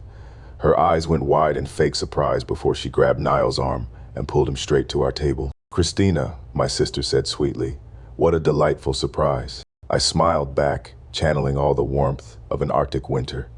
Beatrice, Niall, what an unexpected interruption. Beatrice's smile didn't change as she leaned in for air kisses I didn't return. Daddy mentioned you were seeing someone new, the distinguished Alpha Leonard, was it? I heard he is quite experienced, 4 failed mateships. Imagine that. Her eyes flicked meaningfully toward Niall, who was standing there looking like he'd sucked on a lemon. The subtext was crystal clear. See how quickly she replaced you, with an old man, no less. Actually, I began, but Niall cut me off. Is that why you rejected me? You slept with him, didn't you? His voice was tight, controlled. I felt it 3 nights ago, the pain, the betrayal burning. He is practically old enough to be your father. Oh, this was rich. A laugh bubbled up from my chest before I could stop it. So my night with my mysterious neighbor had caused Niall physical pain through our dying mate bond. Good, let him get a taste of his own medicine after years of cheating with my sister. He thought I'd betrayed him with Leonard when I'd actually had the best sex of my life with someone who wasn't a disgusting old creep. If only he knew the truth. I am so glad you felt the same pain I did, I said with mock sweetness. Too bad our mate bond is completely severed now, or I'd make sure to give you even more to feel. Niall snapped. You cheated on me with some old creep after our 4 years together. Seriously, who is he putting on this act for? Wasn't he the one who cheated with my sister and then rejected me, God? Did he practice my parents' public statement about calling off our engagement so much that he got confused about what actually happened? I could already picture him in front of a pack of reporters, crying dramatically. Christina cheated and rejected our mate bond. Then he'd have every werewolf in high-rise city calling me a slut. My fingers tightened around my wine glass. The urge to throw the wine in his face was nearly irresistible, but the last thing I needed was to go viral on TikTok. Jilted woman douses ex-inexpensive Cabernet. Instead, I took a deliberate sip. Fascinating how you've rewritten history, where I am the one who needed to work things out, not the one who got slapped and verbally abused. That was one time, and one time too many, Waisolda interjected. You don't get to play victim after what you did, Niall. You and Beatrice betrayed the most sacred bond in our world, and you think Chrissy owes you an explanation for moving on. Niall's face flushed dark red. You should watch your mouth, Waisolda. Small packs like yours survive on the goodwill of larger ones. Is that a threat? I asked quietly. It is a reality check, Beatrice cut in. Not everyone has daddy's protection forever. Oh wait, you don't anymore, do you, sis? That did it. I placed my glass down with deliberate care and began to rise. Akira was practically clawing to get out, ready to teach my sister exactly how sharp her teeth were. Alpha Niall, Miss Vance. A crisp voice sliced through our tension. The restaurant manager had appeared beside our table, immaculate in a tailored suit. I am afraid I must ask you to leave. Niall blinked, momentarily thrown. Excuse me. You've been added to our establishment's blacklist. Your presence is unwelcome at La Vache d'Or. The manager's tone left no room for argument. Christina's point of view. This is ridiculous, Niall sputtered. Do you have any idea who you are dealing with? Perfectly aware, Alpha Niall, which is why security is already waiting. He gestured toward the entrance, where 2 large men in dark suits stood watching. Beatrice's face had morphed from smug superiority to shocked disbelief. This is absurd. We haven't done anything. Nevertheless, those are my instructions. The manager remained unmoved. Please exit without further disruption. Niall's eyes darted to me, narrowing with suspicion. You did this. I wish I could take credit, I replied honestly. But this is as surprising to me as it is to you. The security guards began moving toward us. Niall's jaw clenched so tight, I could almost hear his teeth cracking, but he knew better than to make a scene. With a final glare that promised future retribution, he took Beatrice's arm and stalked toward the exit. The manager turned to me, his demeanor shifting to apologetic. Miss Vance, please accept our sincere apologies for the disturbance. No apology necessary, that was, I searched for words, impressive. Your dinner this evening is, of course, complimentary. He reached into his jacket and produced a black card with the restaurant's gold logo. The owner has also instructed me to provide you with this. It ensures priority seating and complimentary dining at any time. I stared at the card, then back at him, the owner. Yes, madam. He was quite insistent. As he departed, with a respectful nod, I turned the black VIP card over in my hands, a suspicion forming. Girl, Waisolda reached across the table to grab my hand. Do you know the owner of this place? I stared at the black card. I have absolutely no idea. With Niall and Beatrice gone, the tension finally lifted from our table. Well, that was better than dinner theater, Isolde said, raising her wine glass. To mysterious benefactors and perfect timing. I clinked my glass against hers, savoring the moment. I still can't believe that just happened. Your mysterious neighbor wouldn't happen to own French restaurants, would he? Isolde smirked. Don't be ridiculous, I laughed, though something nagged at me. He is just my neighbor. Right, just a coincidence, Isolde said, clearly not buying it. An hour later, I stood outside my apartment building, fumbling for my keys. The evening had been perfect, too perfect maybe. That is, when I noticed him. Standing outside my apartment door was Mr. Donnelly, my landlord, a 50-something man who perpetually smelled like microwave shepherd's pie and made questionable fashion choices. Like today's socks with sandals combo that screamed, I've given up on impressing anyone. Ah, Miss Vance, he said, shuffling awkwardly. I was hoping to catch you. I forced a smile. Mr. Donnelly, what a surprise. Akira growled inside me. She never liked him, saying he smelled like deceit and processed cheese. Yeah, well, he rubbed his hands together, avoiding my eyes. Look, there's been a problem with the building. A problem, I repeated flatly. Some structural stuff came up, real sudden, safety issues and all that. He still wouldn't look at me directly. I am sure you get it. Structural problems in a building that was just inspected 3 months ago. He tugged at his collar. Yes, well, these things can develop quickly, like a rash after cheap seafood. Mr. Donnelly blinked rapidly. Bottom line is, your apartment needs to be empty for repairs. We need you out by the weekend. And there he was, my father, working his magic like a vindictive warlock. But his blessing was a curse, transforming my life not into a dream, but a dumpster fire. Just my apartment? I asked, already knowing the answer. For now, he mumbled. I could fight it, could threaten legal action, demand proper notice. But what was the point? My father was the Crescent Pack's alpha. One phone call from him was worth more than any tenant protection law in existence. 2 days, I nodded calmly. I'll be out by then. Mr. Donnelly looked so relieved. You'd think I just offered him a kidney. Thank you for understanding, Miss Vance. That is just business, I am afraid. Yes, I smiled tightly. Just business. After he scurried away like a man who'd narrowly escaped a firing squad, I leaned against my door and let out a long breath. Well, Akira, looks like Dad's making good on his threats, I muttered. He is weak, my wolf responded, using others to fight his battles. Finding another apartment wasn't the issue. I had enough saved to afford something decent, maybe even nicer than this place. The problem was what came next.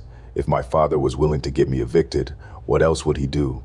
Get me blacklisted from every property management company in the city, have my car mysteriously towed, arrange for pigeons to specifically target me with their droppings.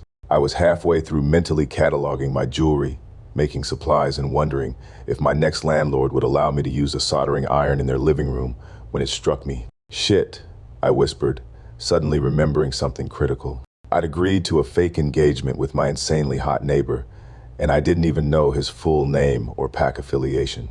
I'd been so desperate to escape my father's matchmaking that I jumped from the frying pan straight into a mystery fire. Absolutely genius. In my defense, I'd been somewhat distracted during our conversation, primarily by how his dress shirt stretched across those broad shoulders. Not to mention the extremely inconvenient and disturbingly clear memories of that evening at the hotel.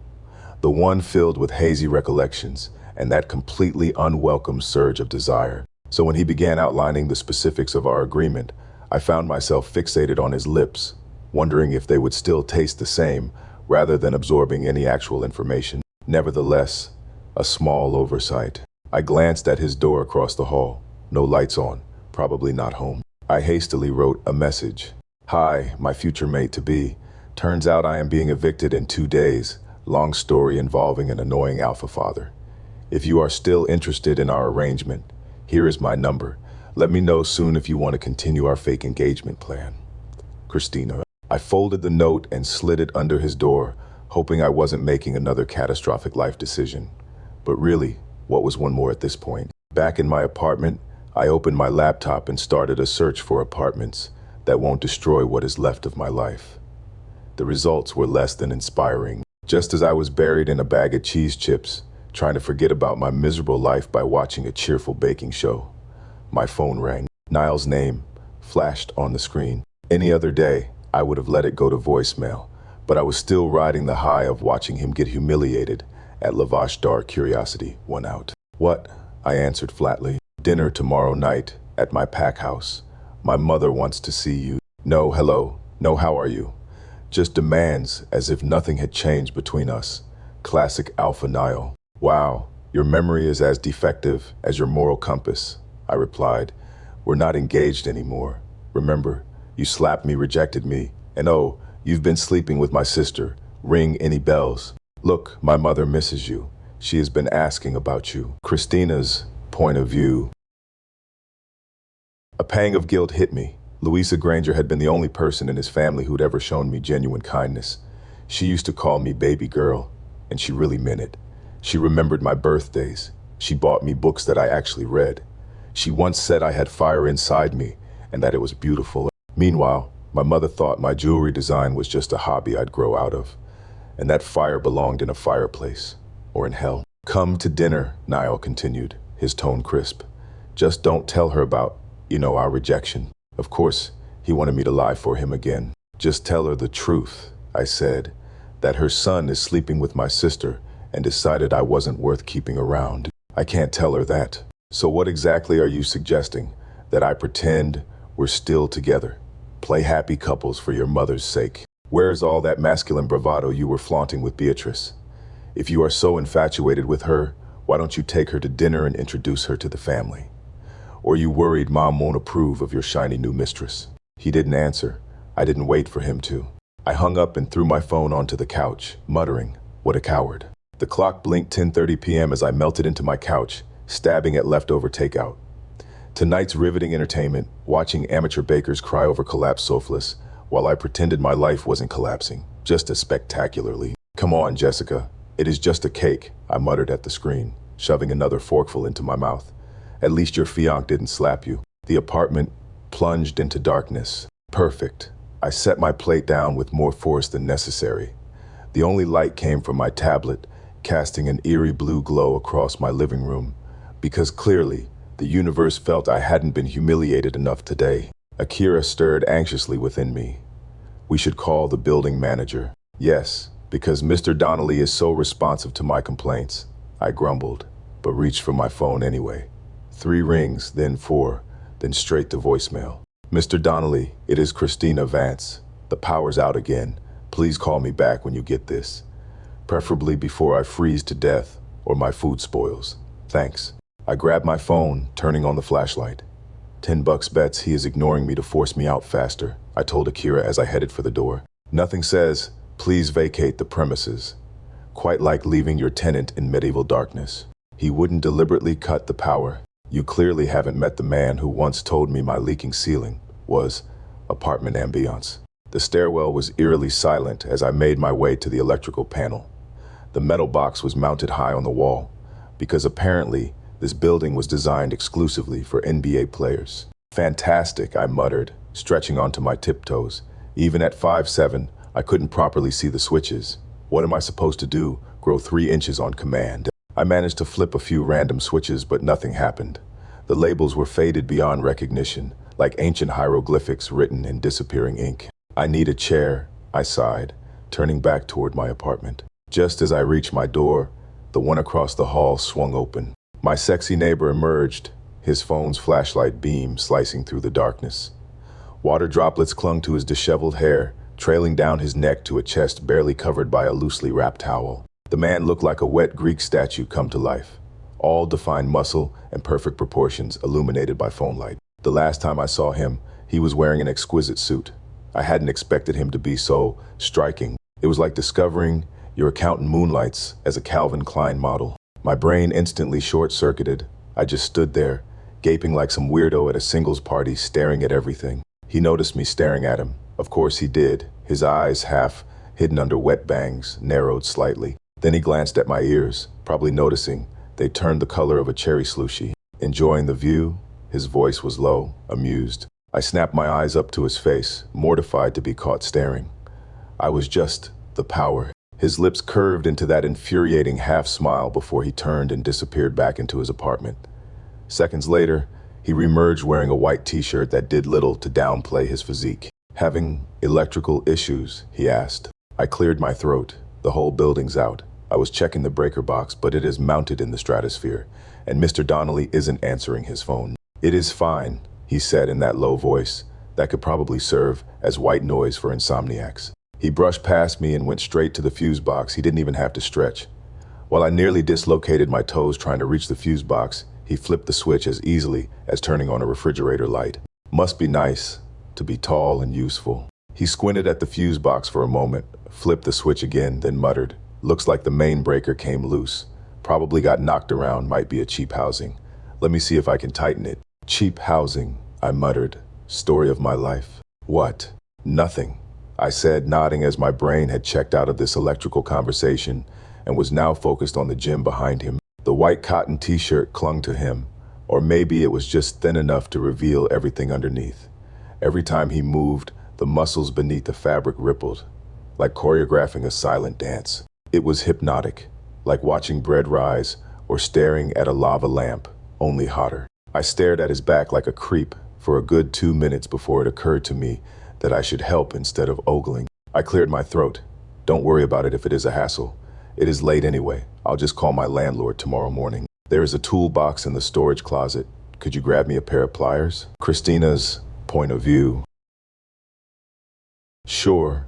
I headed toward the small storage closet next to the stairwell, because clearly I've been promoted from girl who can't reach high things to tool runner. I swept the walls with my phone's flashlight, like something out of a ghost hunting show. The storage closet was a monument to hoarding boxes stacked precariously, tools scattered across shelves.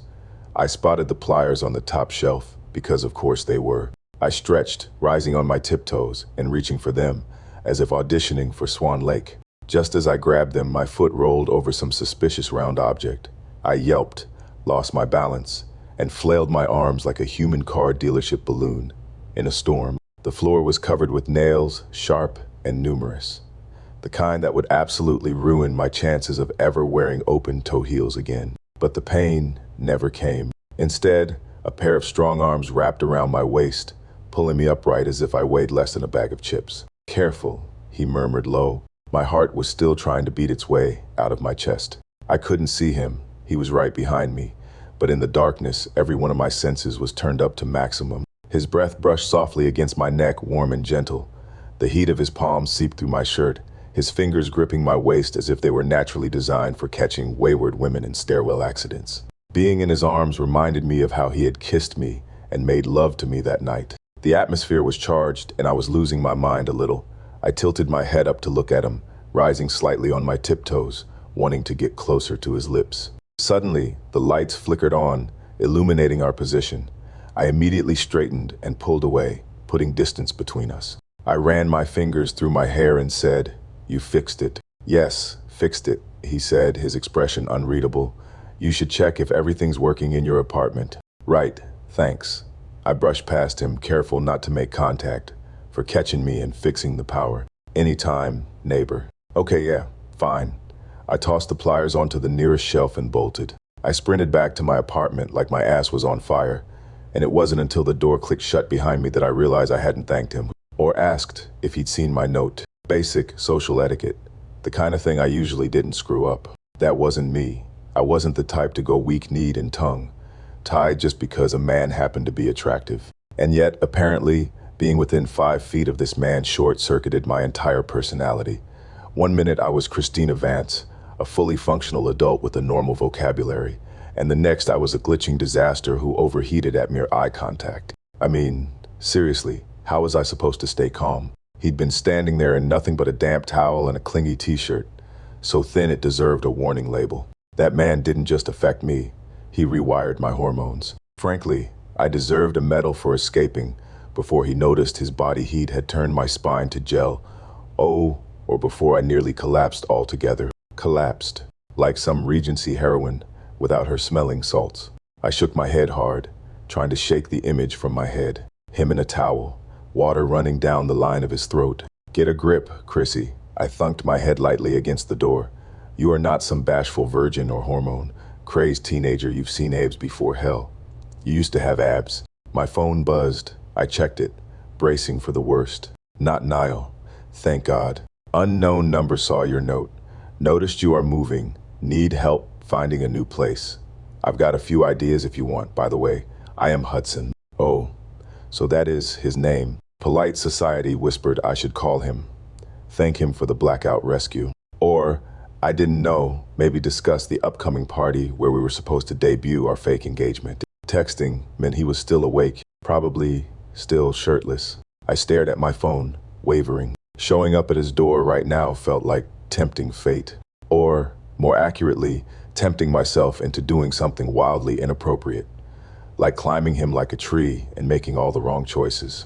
I did not trust my judgment. Late night was prime time for reckless decisions and inconvenient feelings. Or hormone-driven feelings disguised as something deeper. So I typed out a safe, responsible message, thanks for the offer, but I already have a few places I am looking at. Good night. I tossed my phone onto the couch, like it might bite me. Akira whined again in my mind. We are not going over there, I told her firmly. Not tonight, not tomorrow, not ever. Sleep, when it finally came, was anything but restful. My dreams were filled with Hudson, his hands, his mouth, his body moving against mine. I woke up gasping, tangled in my sheets, my body flushed and aching. This is ridiculous, I groaned, shoving a pillow over my face. I am a grown woman having wet dreams like a teenager. Akira seemed far too pleased with this development. You are no help, I grumbled. To distract myself, I spent the day searching for apartments online and sketching designs for Nick's Collective's next collection. I ordered delivery for both lunch and dinner, determined not to risk running into Hudson in the hallway. Pathetic, I muttered to myself as I demolished a container of pad thai. Hiding in your apartment because your libido has suddenly decided to wake up after years of hibernation. My phone remained suspiciously silent all day.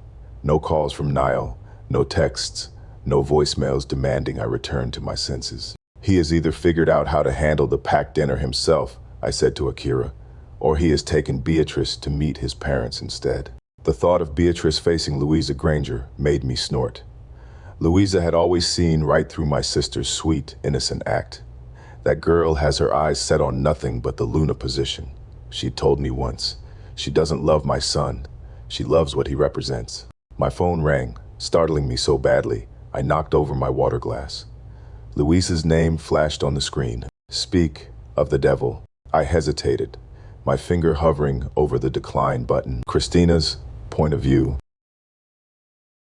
With a sigh, I answered the call. Louisa, my voice was soft, almost apologetic. I could ghost Niall with zero regrets, but Louisa was different. She'd always treated me like family, often better than my own, and I couldn't bear to be cruel to her. She was one of the few who saw the real me instead of just Beatrice's shadow or a convenient replacement. If she was calling now, she probably already knew about the rejection. Either Niall had miraculously grown a spine and told her, or more likely he'd been his usual cowardly self, and she'd sensed something was wrong when I stopped showing up at their pack house. Christina, darling. Her voice was warm but strained. How are you? I've been better, I replied honestly. I heard about what happened. Niall is, well, he is being an idiot. He has always been an idiot where you are concerned. So he had told her. Wonders never cease, or maybe Beatrice had pushed him into it, like she did with everything else in his life. Can't argue with you there. Listen, sweetheart, she continued, her tone softening. I know my son hurt you, but you've been together for 4 years. The mating ceremony is scheduled for next month. The invitations have already been sent to all the northern packs. I didn't want to upset Louisa, I really didn't.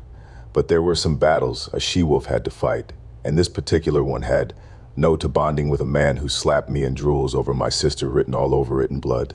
Louisa, I think you already know what happened between Niall and me, I said. He and Beatrice are perfect for each other. He has always favored her. It is best to let them be together now. Christina, please don't be like this. I know you love Niall. Her voice was soft, almost pleading. I'll give him a proper talking. To make him end things with your sister. Dear, I know your wolf is hurting. That cracked something inside me. Just a little. I swallowed hard, my eyes stinging as Akira whimpered. I'd been braced for Louisa to tear into me like my parents had, blaming me for damaging the Frostbelt Pack name, for embarrassing Niall in front of High-Rise City's elite wolf community, for not playing my part as the dutiful almost Luna. But instead of unleashing the same harsh criticism my family had thrown at me, she acknowledged my pain. She understood. And somehow, that made everything worse. I let out a long, tired sigh. This wasn't our first breakup. Whenever Niall and I had problems before, Louisa would show up with homemade cookies and that motherly guilt trip, and I'd cave faster than someone apologizing after getting caught cheating. I could never stay firm when she looked at me like I was already part of her pack family. And maybe that is what made me endure with Niall for so long. I wasn't just trying to make it work with him. I was trying to honor her, to have the mother figure I'd always craved. But this time, both Akira and I had enough of submitting just to keep everyone else comfortable. Louisa, this isn't some temporary disagreement, I said. Niall never truly accepted me as his mate. Not then, and certainly not now. It has only gotten worse. I am done pretending I am okay with being second choice. There was a pause, then her voice returned, thinner, raspier. A mate bond isn't something to discard lightly, Christina. I've always seen you as my daughter, as part of our pack. I mean that. I'll talk to Niall. I will. I'll make sure he cuts ties with your sister. Please, darling. Just give him one more chance, even if it is just for me. And for a second, Akira and I faltered. Just a little. Then, I looked around me. My apartment was filled with half-packed boxes. My jewelry tools were stuffed into a cardboard wine case, and my coat still hung off the door, as undecided as I'd been about my future just days ago. I remembered exactly why I was moving. I remembered my father threatening I sold his family business just to force me into a political alliance, while treating Beatrice like she was the goddess's gift to werewolves. And suddenly, neither Akira nor I felt uncertain anymore. If I gave in now, I'd lose every shred of self-respect my wolf and I had managed to salvage. I mean, at this time, Louisa, I said slowly, this isn't an impulsive reaction. It is not a negotiation tactic. I am not bonding with Niall. I am sorry. There was a sharp intake of breath on the other end. But you and Niall seemed fine at the last moon gathering. What happened? Are you seriously calling off the mating ceremony? Her voice trembled. I've made my decision. I am not doing this out of spite, Louisa. It is not temporary. I am done. Niall formally rejected me, and I accepted. Christina, she cried, I cannot accept. Bang. A deafening crash burst through the phone speaker. I heard metal screaming against metal, the sound of everything going catastrophically wrong in a split second. Louisa, what happened? Louisa. My grip on the phone tightened until my knuckles went bone white. Inside me, Akira snapped to attention, restless and pacing. A burst of chaos shouting, a metallic screeching, then static before the call abruptly cut out. My stomach plummeted. Akira let out a raw, internal howl. Louisa, my voice trembled. No reply, just dead air. I redealed, nothing, texting Niall, no response, even called Clive, Louisa's mate, only to reach his voicemail. This wasn't just silence, it was a void, deeply, terrifyingly wrong. Heart thundering. I grabbed my bag and phone and bolted. I smashed my phone against the door frame on the way out. Shit, I cursed loudly. Then I managed to drop my purse, scattering its contents across the floor. Damn it. I crouched down to gather everything up, hands trembling violently. The call had ended too suddenly, too violently. That crash, it didn't sound like poor reception or a dropped phone. Was Louisa hurt? Was she alone? Had anyone alerted the pack healer? My brain spiraled into panic. I tried to shove my lip gloss, keys, and everything else back into my bag. I failed miserably. I was so consumed by my internal crisis that I didn't notice the elevator ding or the approaching footsteps. Not until someone knelt before me and placed strong, steady hands on my trembling shoulders. What is wrong?